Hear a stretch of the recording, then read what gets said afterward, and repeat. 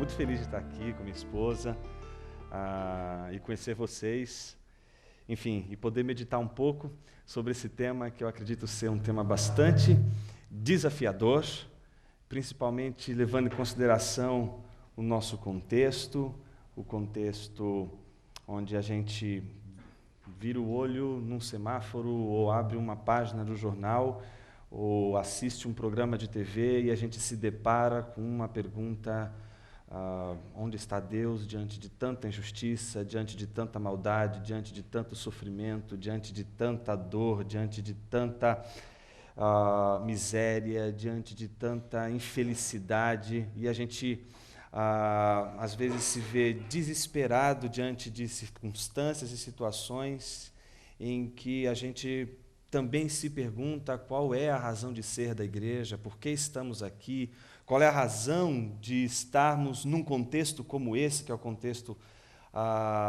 de tantas e tantas injustiças descaradas, explícitas diante de nós, e como, sendo igreja de Cristo Jesus, afetada também por essas injustiças, afetada também pelo sofrimento, pela dor, pela maldade, etc., como reagimos a isso, como lidamos com isso, como encaramos isso. Enfim, eu acho que a gente tem um grande desafio nessa manhã para meditar, para refletir, para buscar na palavra de Deus o fundamento para a nossa reflexão, para, através da palavra de Deus, enxergar melhor esse mundo tão caótico, tão complicado que é o mundo que a gente vive. E eu gostaria de fazer isso pedindo a Deus que nos ajude nessa hora. Vamos orar um pouquinho? Senhor Deus, mais uma vez, obrigado. Obrigado por Tua presença, obrigado por Tua palavra. Rogamos que o Teu Espírito desvenda os nossos olhos para que a gente contemple as verdades, as maravilhas da Tua lei. Que sejamos transformados por Tua palavra, quizá a nossa maneira de enxergar seja mudada, quizá a nossa mente seja mudada, a nossa maneira de encarar os fatos seja mudada, modificada, transformada, mas não a partir de um critério meramente humano, filosófico, teológico, estético, ético, moral, mas através principalmente de Tua palavra. Que Tua palavra molde o nosso olhar para o mundo, que a Tua palavra construa o óculos que devemos, através dele, enxergar a realidade que nos cerca. A Ti rogamos, vem Espírito Santo e nos ajude nessa hora. Amém. Eu proponho que a gente faça uma reflexão em duas partes. Na primeira parte, eu gostaria de uma maneira bastante explícita e de uma maneira bastante clara, o máximo possível, explicitar o que seria o conceito de justiça do ponto de vista bíblico, em especial a partir do Antigo Testamento. E, num segundo momento, uma resposta a esse conceito de justiça bíblica a partir de uma passagem do Novo Testamento, que é de Filipenses 2, versículo 5 em diante.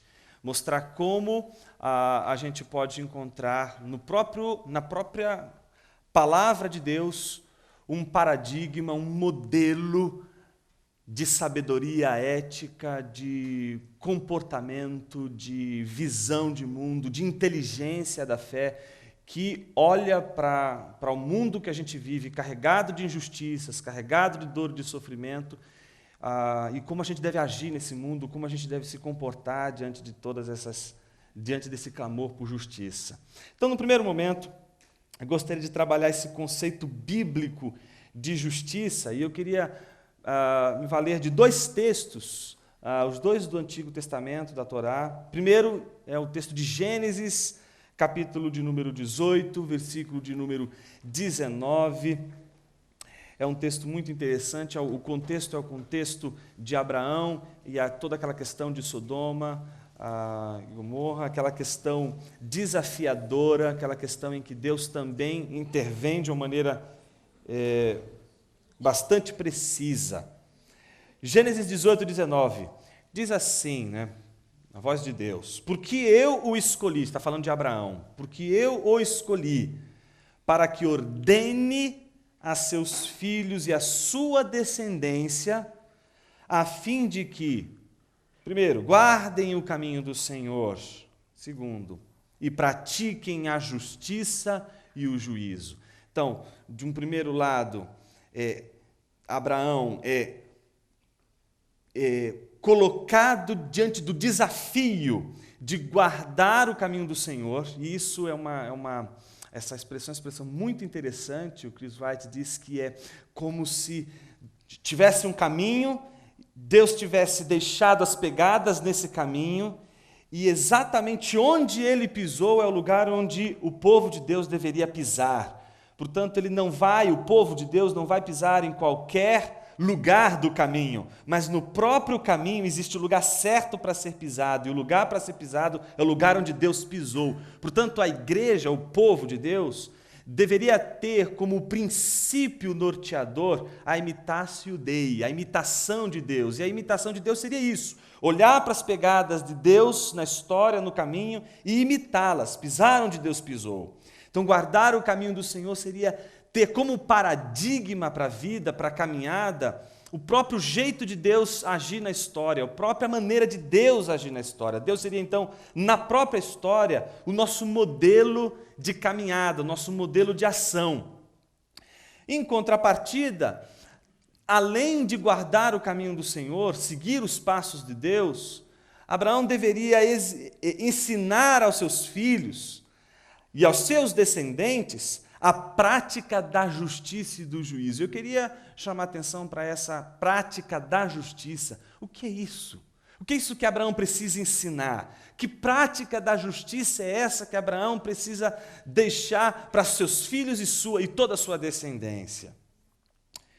Um segundo texto de Deuteronômio, capítulo 10, do versículo 17 ao 18, diz: pois o Senhor vosso Deus é o Deus dos deuses e o Senhor dos senhores, o Deus grande, poderoso e temível, que não faz acepção de pessoas, nem aceita suborno, que faz justiça ao órfão e à viúva e ama o estrangeiro, dando-lhe pão e vestes, que pratica, portanto, a justiça ao órfão, que faz a justiça. Que justiça é essa? Que prática da justiça é essa que já está presente em Deus e como o povo de Deus deve seguir, portanto, os passos de Deus, deve, portanto, praticar esta justiça? Que justiça é essa? Nós ocidentais temos uma tendência, quando tratamos de questões como justiça, ou não só em questões éticas, mas as questões estéticas, como o belo, por exemplo, ou em questões de teoria do conhecimento, de filosofia, a verdade, por exemplo, trabalhar essas questões como o belo, o bom, a justiça, a verdade, em termos bastante abstratos, conceituais. Me parece que no Antigo Testamento, quando questões assim são tratadas, e não só o Antigo, mas o Novo também, não se está de nenhuma forma tentando construir meramente um conceito. É claro que se tem um conceito de justiça, é claro que existe um conceito bíblico de justiça, como um conceito bíblico de verdade, um conceito bíblico do que é belo, um conceito bíblico do que é verdade. Mas mais do que isso, esses conceitos todos, eles estão ligados à concretude da vida, à realidade da vida, aos embates da vida, às questões da vida, ao mundo concreto que a gente vive. E por isso que sempre que se tem em mente a prática da justiça, não se tem a ideia da justiça de um ponto de vista meramente formal, como se tivesse um conceito de justiça e nos desse, justiça é isso.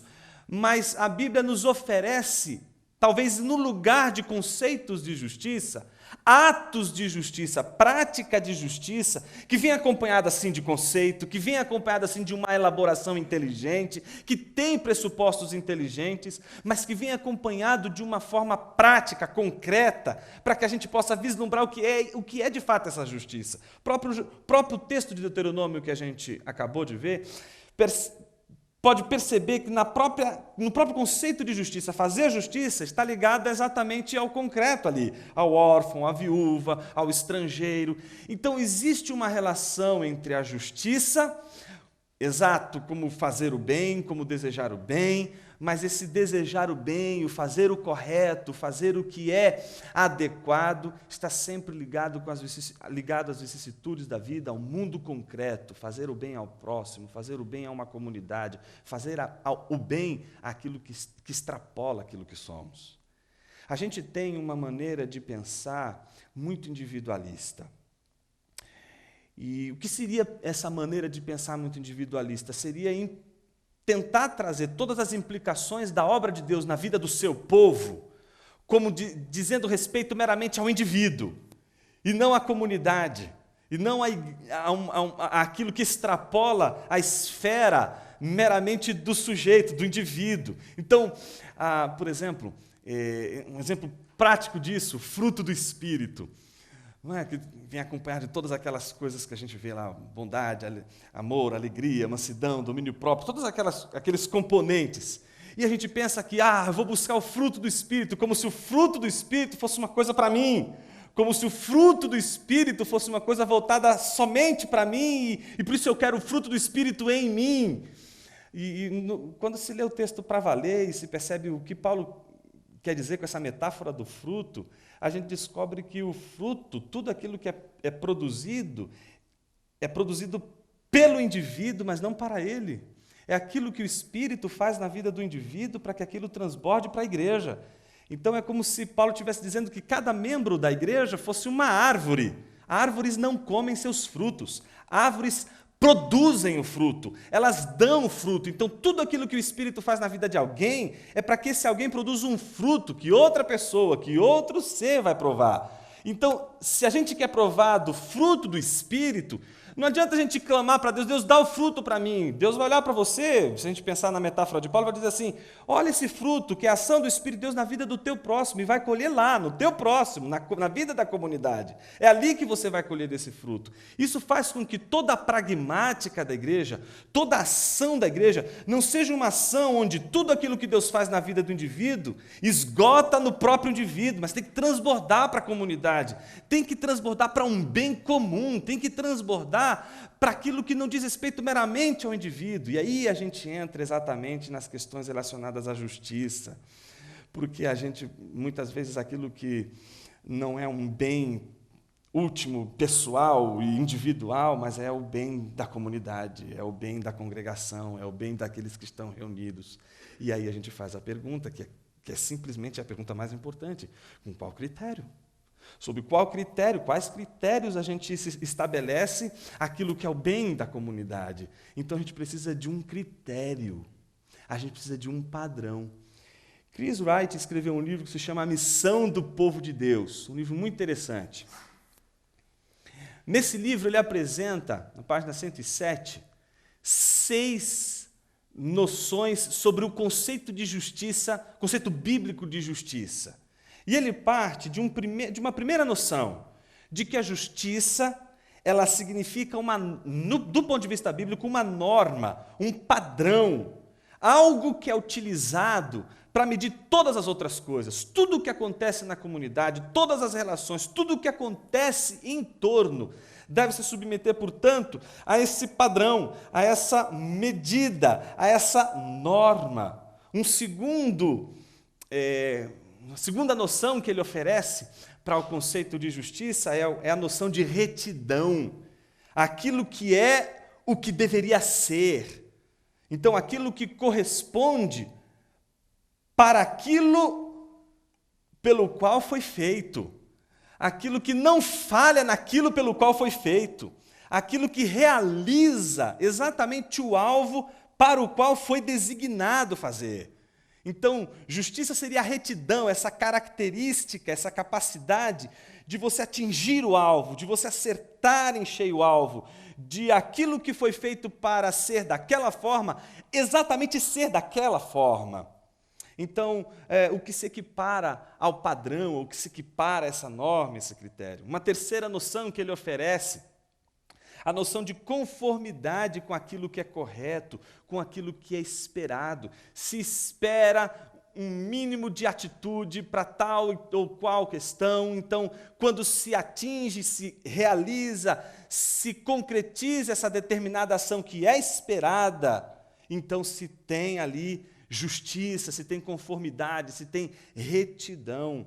Uma quarta noção que ele oferece é a ideia de fazer o que é correto ou estar de acordo com as prioridades e expectativas da situação, que é mais ou menos isso que a gente acabou de falar. Uma quinta noção, não é uma norma abstrata, mas um senso particular do que significa fazer a coisa certa, como pai, criança, juiz, rei, irmão, agricultor, cônjuge, adorador e assim por diante. Ou seja, ele chama de senso particular, ou aquela consciência que se tem de fazer a coisa certa. E o que é fazer a coisa certa? É fazer exatamente aquilo que compete de acordo com o ser. Então, por exemplo, se trata de uma criança, o que se compete a uma criança? O que se espera de uma criança? O que se espera de um rei? O que se espera de um amigo? O que se espera de um cônjuge? O que se espera de um adorador? Todas essas expectativas são geradas a partir de um padrão. Qual é o padrão que se espera de uma criança? Qual é o padrão que se espera do pai? Qual é o padrão que se espera do esposo, da esposa? Qual é o padrão que se espera do adorador? A gente vai ver, por exemplo, em Colossenses, que é uma carta em que o grande tema vai ser a supremacia de Cristo. Você vai ver Paulo chamando a atenção para a igreja o seguinte: olha, ele nos transportou do império das trevas para o reino do Filho do seu amor, ou seja, ele nos tirou de um lugar e pôs no outro.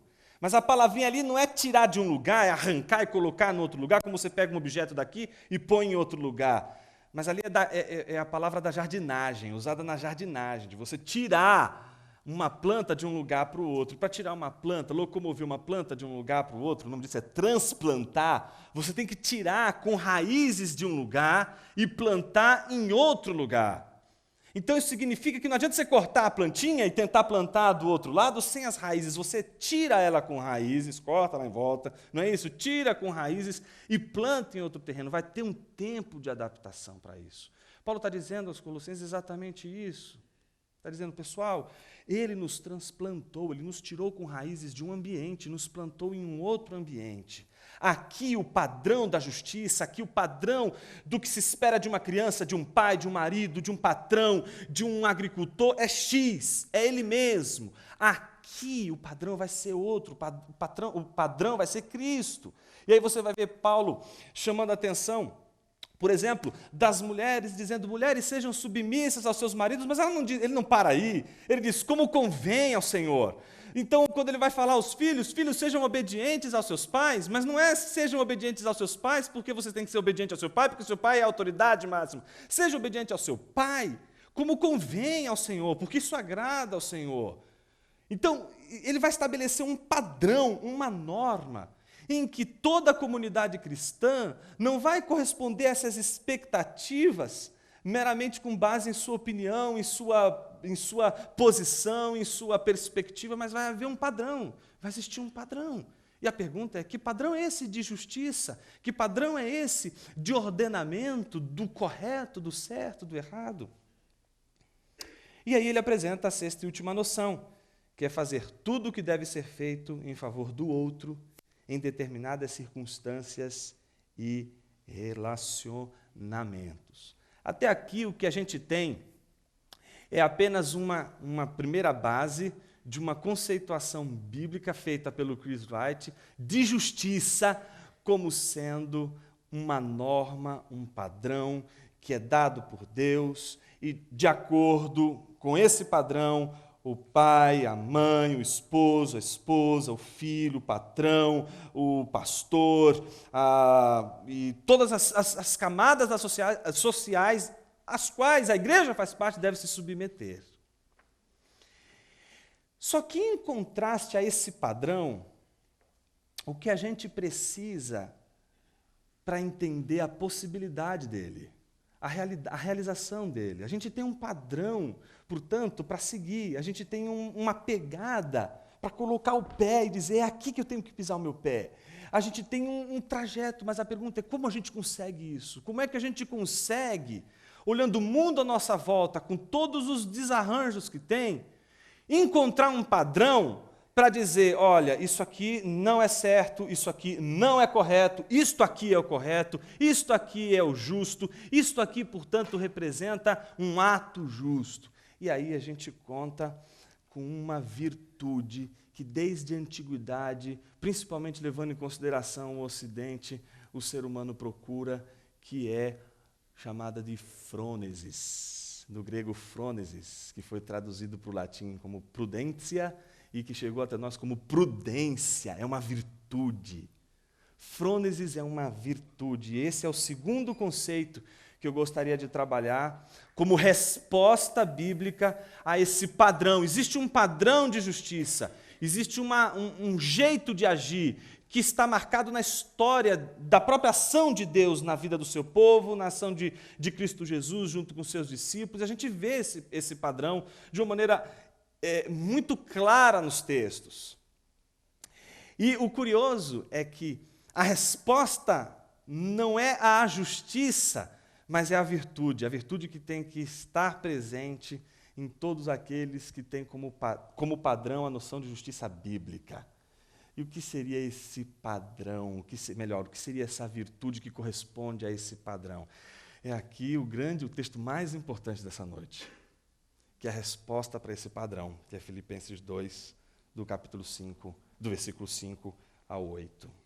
Tende em vós o mesmo sentimento, ou seja, a frônesis. Frônesis, portanto, foi traduzido aqui por sentimento. Que houve também em Cristo Jesus, pois ele, subsistindo em forma de Deus, não julgou como usurpação o ser igual a Deus, antes a si mesmo se esvaziou, assumindo a forma de servo, tornando-se em semelhança de homens e reconhecido em figura humana. A si mesmo se humilhou, tornando-se obediente até a morte, em morte de cruz. Eu queria gastar um pouquinho de tempo pensando com vocês essa palavrinha, frônesis. Essa palavrinha foi traduzida aqui na área por sentimento. Se a gente encarar frônesis, o conceito de frônesis, meramente como um sentimento, o que Paulo estaria dizendo? Estaria dizendo assim, olha, basta você querer fazer o bem, basta você querer a justiça, basta você querer alcançar esse padrão, basta você querer colocar o seu pé nesta pegada que Deus deixou na história, basta você querer imitar Jesus Cristo, basta você desejar, basta você querer, basta você ter a mesma vontade, o mesmo sentimento que houve em Cristo Jesus. Então, se fôssemos levar a rigor, se a gente age, se isso gera um ato com uma concretude, não convém, porque o mais importante seria ter um sentimento. Basta ter o sentimento, basta apenas ter aqui dentro da gente a vontade de acertar, que basta. A gente pode até errar, mas não pode faltar o desejo. Então eu posso desejar a justiça, eu posso querer a justiça, eu posso querer fazer o bem para o próximo, eu posso desejar fazer o bem para o próximo, mas isso não significa que eu faça o bem para o próximo. Eu posso não fazer o bem para o próximo, eu posso não atingir a justiça, eu posso não chegar ao padrão da justiça, mas o que não pode faltar é o querer, é o sentimento. Esse tipo de interpretação que poderia ser suscitada pela palavra sentimento, ela é complicada, porque é exatamente isso que frônesis não quer dizer. Bom, aí você abre a NVI, e a NVI traz uma solução melhor para esse problema. Em vez de traduzir frônesis por sentimento, traduz frônesis por atitude. Ficou bem melhor.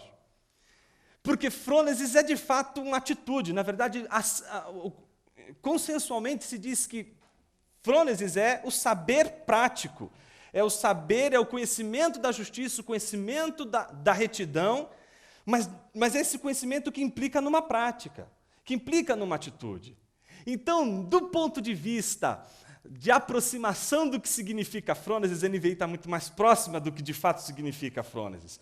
Frônesis exige que você coloque o pé na pegada que o Chris Wright fala sobre justiça. Exige que você coloque o seu pé naquela pegada, exige que você haja, exige do povo de Deus ação, exige do povo de Deus uma prática da verdade e da justiça. Mas aí vem uma pergunta, é uma mera prática, é uma mera atitude? Não. Para que facilitar se a gente pode complicar mais, não é verdade? Frônesis não é uma mera atitude. A atitude, vou usar uma palavra feia, tá? Fronética, não frenética. frenética. Ela é oposta à atitude do homem miserável. O homem que tem como modelo a frônesis de Cristo, ele tem um modelo justamente oposto, antagônico ao homem miserável. O que é o modelo do homem miserável? O modelo do homem miserável é o modelo daquela situação em que o bem que quer fazer, ele não faz. Ele percebe que há um embate, que ele deseja fazer o bem, e o bem que ele quer fazer, ele não faz. Mas ele faz o mal, que é justamente o que ele não quer. Por isso ele é miserável, porque ele não consegue encontrar uma harmonia entre o desejar o bem, desejar a justiça de Deus e, ao mesmo tempo, realizar essa justiça de Deus, concretizar essa justiça de Deus. O que seria exatamente a atitude frenética, ou seja, a atitude desse que tem Cristo Jesus como modelo. É exatamente a atitude daquele que vai encontrar na ação, no agir bem, no agir justo, no agir que tem como modelo, paradigma, a justiça de Deus, a sua vontade, o seu querer. Em outras palavras, alguém pode simplesmente agir bem, sem querer fazer o bem. E talvez isso esconda as nossas mazelas interiores, a nossa depravação interior, a nossa maldade interior. Porque a gente é muito capaz de fazer coisas boas, de agir bem, de acordo com a norma, mesmo não querendo. E isso não vai ser frônesis. Entende por que só atitude é problemática? Entende por que, se a gente traduz também como atitude, melhora um pouquinho, mas não resolve o problema? Porque o que Paulo está dizendo que ele quer de Filipenses não é só atitude boa, não é só atitude da justiça, não é só realizar a justiça, é querer, desejar essa justiça, ter consciência de que ela é justa, de que ela é bondosa, de que ela é aquilo que você deve atingir, e não somente desejar, mas concretizar isso, realizar isso que se desejou, que se quis. E aí mora todo o problema. Mora todo o problema porque exatamente a questão da justiça e da realização da justiça pelo povo de Deus não é caracterizado pela mera atitude da justiça. A gente não pode cair simplesmente na ideia de que a gente precisa fazer o bem pelo bem, como se a gente pudesse fazer o bem e vamos fazer para sanar nossa culpa, porque a gente se sente culpado, porque como igreja de Jesus a gente tinha que alimentar as multidões, a gente tinha que fazer justiça e trazer justiça onde há injustiça, e a gente fica desesperado quando a gente vê a incompetência, a falta de presença concreta da igreja como sal e luz da terra. Então a gente fica desesperado, e aí talvez a nossa maior tentativa seja fazer as coisas e fazer o bem pelo mero fazer o bem. A frônesis não é o fazer o bem pelo bem, não é fazer o bem para se livrar de uma culpa, não é fazer um bem que não se quer com a intenção de se livrar de uma culpa, é realizar um bem, porque se deseja o bem. Por isso, toda a ação missional da igreja, todo o envolvimento da igreja com a justiça social, ela não pode ser um envolvimento que não envolva, em primeiro lugar, o coração. Nosso coração tem que estar inclinado para a justiça. E aí mora todo o problema. Porque quando a gente olha o nosso coração, a gente dá vontade de falar para Deus, né? Quando a gente vê aquele salmo belíssimo, né? Sonda o meu coração. Senhor, não tem coisa melhor para o Senhor sondar, não. Isso aqui é uma caixinha de Pandora. Só tem maldades. É desesperadamente corrupto. Jeremias capítulo 16 diz que o pecado de Judá estava cravado como uma lança nos seus corações. É o mesmo texto que diz: maldito o homem que confia no homem, que crente traído adora, né? Crente, quando é traído, adora esse texto, diz assim: está vendo? Maldito homem que confia no homem. Ele nunca consegue se enxergar como esse homem que é traidor, esse homem que não se pode confiar, que deve sempre ser suspeito, deve sempre estar sob suspeita. E é nesse mesmo texto que Deus faz a pergunta: Enganoso é o coração, desesperadamente corrupto. Quem o conhecerá? Eu, o Senhor, esquadrinho o coração, eu provo os pensamentos. E aí diz, como uma perdiz que choca ovos que não pôs. Então está lá, a perdiz faz, diferente da águia, faz o seu ninho no solo.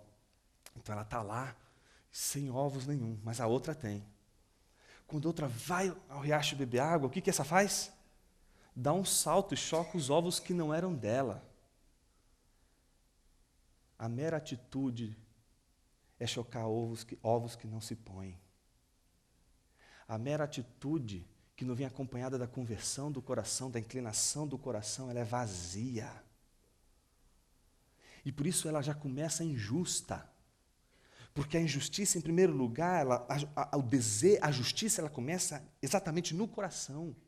Mas ela não pode ficar só no coração. Ela tem que transbordar para o mundo da vida, tem que transbordar para a realidade que a gente vive. E por isso, ser cristão é algo que exige de nós um comprometimento com aquilo que está dentro e com aquilo que está fora. Não, a gente não pode se comprometer com uma das partes, é o todo, é com aquilo que está dentro e com aquilo que está fora. Eu não posso em nenhum momento colocar um peso maior em um lado e um peso e contrapor os lados. Os dois, tanto a nossa interioridade como a nossa exterioridade, elas devem estar convertidas para o reino, devem estar convertidas para a verdade do Evangelho.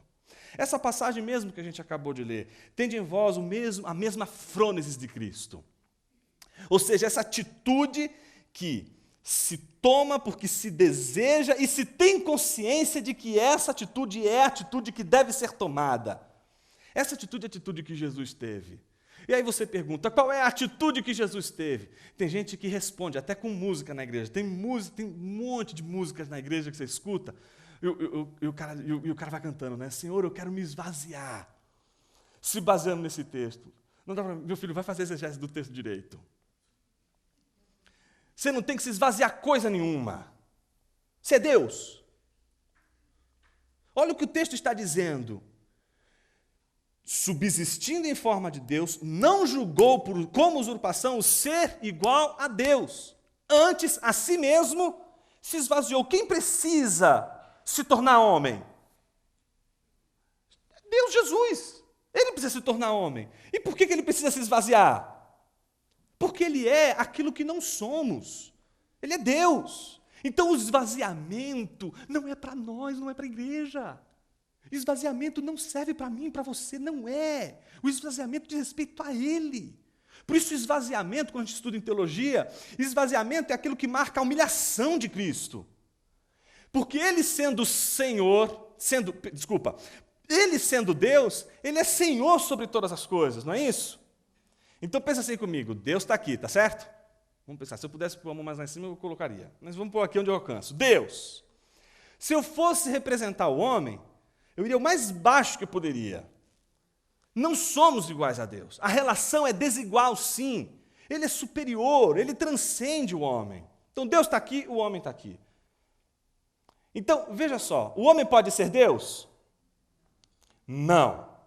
Isso significa dizer que o homem pode ser Senhor? Não. Deus pode ser Senhor? Pode, porque qual é o requisito para ser Senhor? Ser Deus. Qual é o requisito para ser servo? Ser homem. Ah, mas Deus pode se tornar servo. Jesus se tornou servo. Qual foi a condição? Ser homem. A humilhação está na humanidade de Jesus, em se tornar homem. Olha só, não dá para humilhar o que por natureza já é humilhado. A nossa condição já é a condição da humilhação. A gente não pode ser senhor. A única coisa que cabe para a igreja, é ser servo. Jesus, para ser servo, preencheu o requisito necessário. Não era o esvaziar-se. Era ser homem, é assumir a forma humana. Esse é o requisito para o serviço. Esse é o requisito para ser servo. Então, para ser servo, tem que ser homem de verdade. O serviço, portanto, só pode ser uma realização humana, só pode ser uma realização daqueles que encaram todo o serviço como uma obra humana, como uma realização humana. Então, tudo aquilo que Paulo está dizendo para a igreja o seguinte: tende em vós a mesma atitude de Cristo Jesus. E aí você pergunta, qual é a atitude que houve em Cristo Jesus? A atitude que houve em Cristo Jesus foi essa: tornando-se obediente até a morte e morte de cruz. É aqui onde está, talvez, a maior falha de nossa postura diante das injustiças e das questões que assolam a nossa comunidade, a nossa vida pessoal e a nossa vida comunitária. Por quê? Porque a gente precisa de um confronto com o senhorio de Cristo. A gente precisa de um confronto com a supremacia de Cristo. Ser confrontado com a supremacia de Cristo é não somente olhar para Cristo como Senhor, mas ter a consciência de que Ele de fato é Senhor. E quando se está diante de Cristo, a única atitude que pode ser tomada é a atitude da obediência. Porque se Ele é Senhor, se Ele não é somente servo, mas Ele é Senhor, quando se está diante do Senhor, não se faz discurso, não se estabelecem palavras, a única coisa que se tem é obediência. Está lá aquele publicano sentado na coletoria, Jesus passa, não se apresenta, não diz quem é, não fala absolutamente nada, simplesmente olha para ele e diz: segue-me. Do segue-me de Jesus ao levantar e obedecer, não tem discurso, não tem curso de teologia, não tem absolutamente nada. O que tem entre segue-me, a ordem de Jesus, e o publicano que está ali é apenas uma atitude, a da obediência. Todas as vezes que se coloca um discurso, o que se está questionando é a soberania de Cristo. Eu preciso enterrar meu pai. Puxa, como é difícil isso. Eu preciso... Se colocou um discurso, se colocou um peso maior.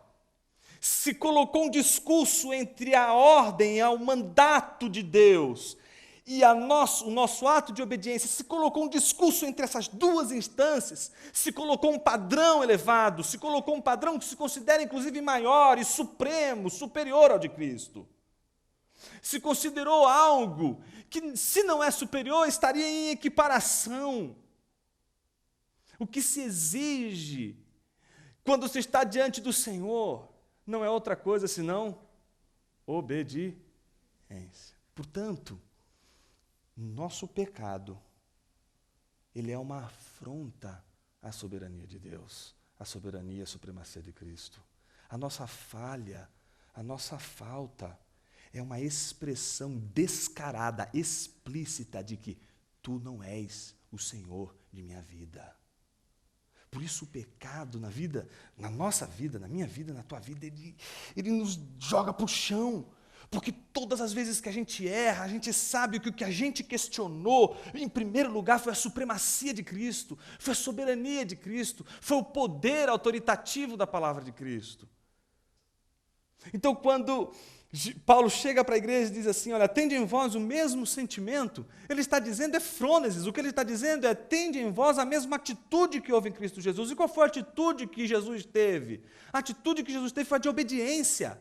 A única coisa que ele fez e que de fato caracteriza a sua frônesis é a obediência. Para ser obediente, para realizar aquilo que Deus queria, Jesus, em primeiro lugar, precisou querer aquilo que Deus queria. Não apenas querer aquilo que Deus queria, precisou fazer aquilo que Deus queria, mas não somente fazer aquilo que Deus queria, querendo fazer aquilo que Deus queria, mas consciente de que aquilo que Deus queria e Ele queria era a justiça, era o correto, era o bem que se precisava fazer e realizar. Então, frônesis, a gente poderia dizer em 3 palavras, e aí a gente parte para a nossa conclusão, a gente poderia dizer que frônesis não é, em primeiro lugar, nem sentimento, nem mero pensamento, mas um ato, uma atitude. Não qualquer atitude, porque não pode ser uma atitude que eu não deseje, não pode ser uma atitude que eu não queira, tem que ser uma atitude desejada. Não um mero ato bom, mas o ato bom, consciente.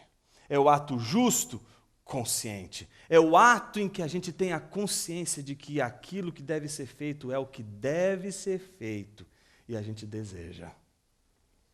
Em outras palavras, em resumo, o que a gente precisa de conversão. A gente precisa que o nosso coração se converta para Cristo. A gente precisa fazer aquilo que Matt Chandler chama de tornar o evangelho explícito. A gente tem um evangelho implícito, o evangelho que a gente desde pequeno cresce ouvindo na igreja, e a gente sabe qual é o padrão. A gente tem um sermão da montanha na nossa cabeça. A gente tem a moral cristã do evangelho presente por causa das aulas que a gente lembra de escola bíblica dominical, daquilo que ficou preso dentro da gente. A gente tem aquilo implícito. Mas a gente sai da igreja e vai para o trabalho, ele continua implícito. Ele continua um sentimento. Ele continua aqui dentro. Ele precisa se tornar explícito. A gente precisa explicitar o evangelho. Mas aí a grande pergunta, quando a gente explicita o evangelho, o que esse ato de explicitar o evangelho exige de nós? Comprometimento do coração, não só da atitude. Nietzsche disse que, olha, alguém tinha razão quando disse: aí onde está o teu coração, estará todo o seu tesouro. Nietzsche, um cara que disse que Deus está morto, né? Tem até uma coisa engraçada, num dos pedaços do muro de Berlim, colocaram assim, né? Deus está morto, assinado Nietzsche. Aí, depois de um tempo, escreveram embaixo: Nietzsche está morto, assinado Deus.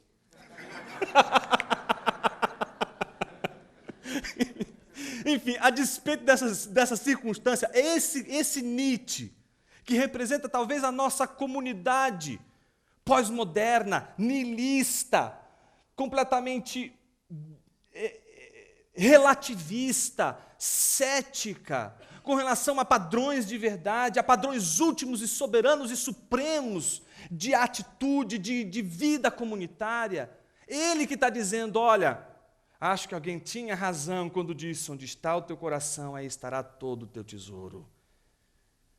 E isso deve ser a nossa pergunta dessa manhã. Onde está o teu coração? Se o nosso coração ele não está ao pé da cruz, se o nosso coração não encontra na cruz de Jesus e no Evangelho a consumação de toda a plenitude da revelação de Deus, se o nosso coração não encontra no Evangelho o prazer de viver o céu na terra, se o nosso coração está em qualquer lugar que não seja o Evangelho, o nosso coração está perdido. O nosso coração é um coração idólatra.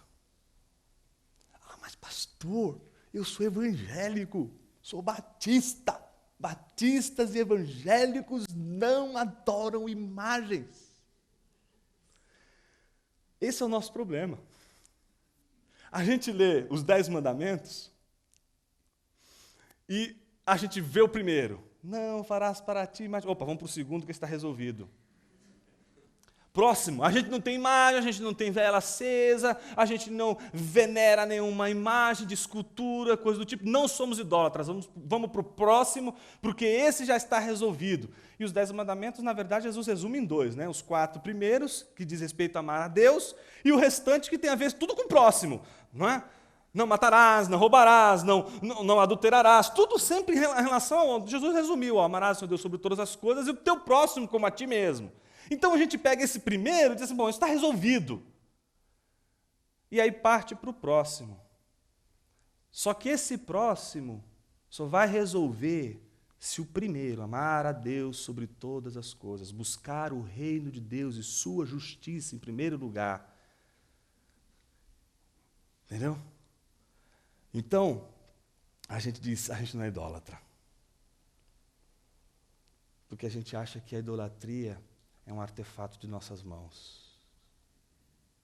A idolatria, antes de ser um artefato de nossas mãos, ela é um produto, um artefato do nosso coração. Se você olha para o teu filho e diz assim, eu posso viver sem dinheiro, sem casa, sem empresa, sem absolutamente nada, mas sem meu filho eu não vivo.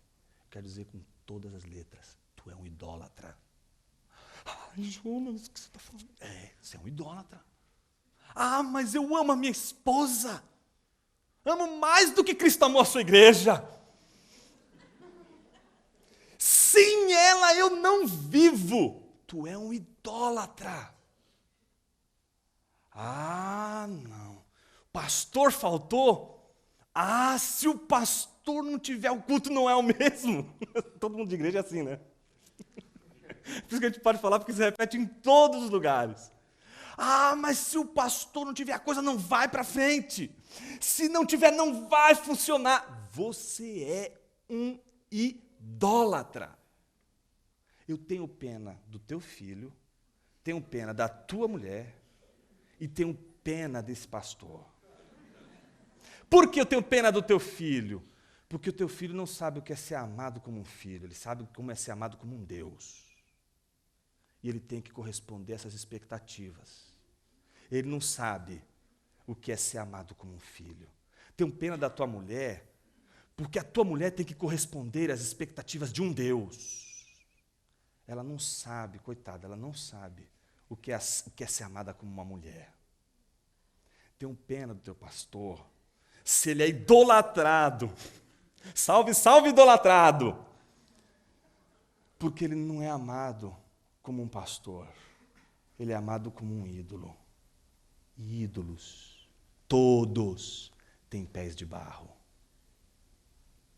Se tem pés de barro é porque ídolos caem. Se um filho morre, se uma esposa morre, se um pastor morre, acabou. Não dá mais sentido para a vida, a razão de viver já foi para o brejo, porque o fundamento último era algo que não tinha a grandeza e a supremacia de Deus, do senhorio de Deus. O que eu estou convidando você nessa manhã é colocar os teus olhos num padrão maior para a vida, numa norma maior para a vida, num padrão de justiça elevado. E esse padrão de justiça é Deus na história. É olhar como Deus age na história e agir como Deus.